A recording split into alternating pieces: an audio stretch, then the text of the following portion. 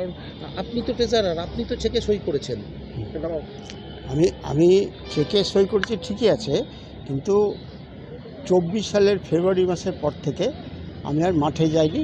আমি চেকটা সই করে দিয়েছি, না হলে অনেক অসুবিধা আছে অ্যাডমিনিস্ট্রেটিভ দিক দিয়ে, লেবার পেমেন্ট থেকে আরম্ভ করে অন্য খেলাধুলাটা টোটালটাই কোলাপস হয়ে যাবে। আপনার কি মনে হয় কোনো দুর্নীতি হয়েছে এখানে, যারা যেগুলো অভিযোগ করছে? কিছু তো হয়েছেই, কিছু তো হয়েছে। আমি তো তারপর থেকে মাঠে যাইনি, শুনছি এগুলো ঘটনা। তখন আপনার যখন সন্দেহ হয়েছিল, তাহলে আপনি চেকে সই করলেন কেন? তখন বলেননি কিছু, আপনি চেকে চেকে সই করবেন? না, আমাকে করতে হয়েছে, না করলেও অনেক অসুবিধা আছে, বুঝতে পারছেন। একটা আমি বয়স্ক লোক, হ্যাঁ, না করলে অনেক রকম আমার প্রবলেম হতে পারে, যার জন্য আমাকে করতে হয়েছে। কার নির্দেশে সই করেছেন? আমাকে পাঠিয়েছে, সেটি পাঠিয়েছে, আমি সই করেছি। কে পাঠিয়েছিল? সে কৃষ্ণনাথ চৌধুরী, সেটি উনি পাঠিয়েছিলেন, আমি সই করেছি। আপনার নাম? দিলীপ দে, কি দিলীপ পদে? দে, টেজারা, টিএসসি। হচ্ছে আমরা প্রাক্তন প্লেয়ার ওখানকার। তো ওখানে যে সুইমিং পুল আছে ওখানেও মানে কিছু দুষ্কৃতী বা যিনি দায়িত্ব আছে ওখানে শুনেছি ভাড়া দিচ্ছে, বা আমরা দেখতে পাচ্ছি ভাড়া দিচ্ছে। আমাদের যে প্রাক্তন প্লেয়ার আছে সিনিয়ররাও নির্দিষ্ট সম্মান পাচ্ছে না, এবং বেআইনিভাবে ওখানে পার্কিং করা হচ্ছে, বেআইনিভাবে হোটেল করা হয়েছে, বেআইনিভাবে দোকান সব করা হচ্ছে, সব মানে নিজের সম্পত্তি করে সব করে করা হচ্ছে।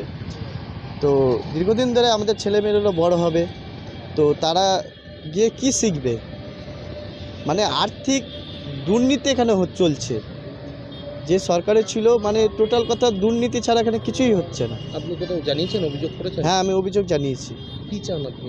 এখানে চাই যে জিনিসটা ওনারা দেখুন বা দেখে সেটা ইনকোয়ারি করুক, কোনটা সঠিক আর কোনটা বেআইনি, কোনটা ঠিক। কারা করেছে দুর্নীতিটা এটা?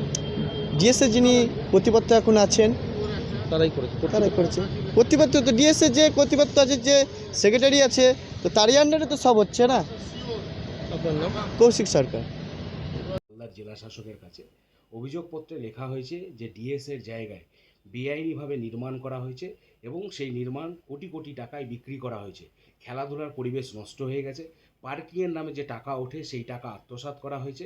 এমনকি আপনাদের যিনি ট্রেজারার রয়েছেন তিনি বলছেন যে চাপে পড়ে যিনি সভাপতি রয়েছেন ডিএসের, তার চাপে পড়ে আমাকে এগুলো করতে হয়েছে। সেক্রেটারি সেক্রেটারি মানে আপনার কথা বলছি। প্রথমত বলি যে আমাদের ডিএসএ একটা নিয়ম আছে।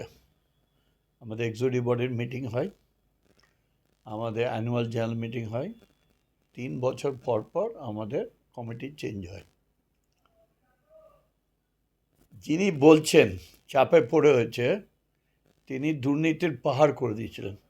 এই যে টাকা পয়সাগুলো আসতো তো সব জমা হতো, তার তো স্লিপ করতে হবে।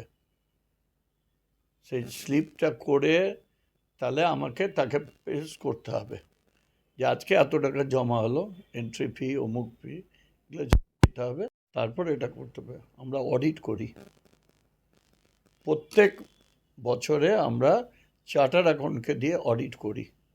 আমাদের ডিএসের ইনকাম তলানিতে চলে গেছিলো। ডিএসের জমিতে যেটা আছে সেখানে তৎকালীন যিনি ডিস্ট্রিক্ট ম্যাজিস্ট্রেট ছিলেন, প্রেসিডেন্ট, তার অনুমতি নিয়েই আমরা ওগুলো বিল্ডিং করেছি to earn and smoothly running sports আইটেমগুলো। বলে রাখছি আমি যে আমাদের এখানে প্রথম বেঙ্গল অলিম্পিক হয়েছে।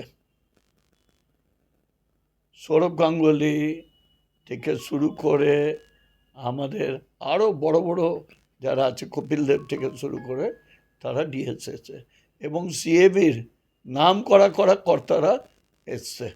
ন্যাশনাল লেভেলে, স্টেট লেভেলে, ইন্টারন্যাশনাল লেভেলে আমাদের প্লেয়াররা খেলছে সব থেকে। এবং প্রতি বছরই নিয়ম করে আমরা সমস্ত কিছু করি।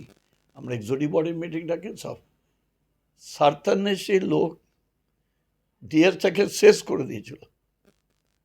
এই অভিযোগ কেন করা হচ্ছে এই মুহূর্তে যখন সরকার পরিবর্তন হয়ে গেছে? ওরা ভাবছে যে হয়তো সরকার পরিবর্তন হচ্ছে, আকাশে ঢিল মারলে লেগে যাবে। আমি তো চাই যে কোনো ইনকোয়ারি হোক, যে কোনো ইনকোয়ারি হোক, আমরা তৈরি।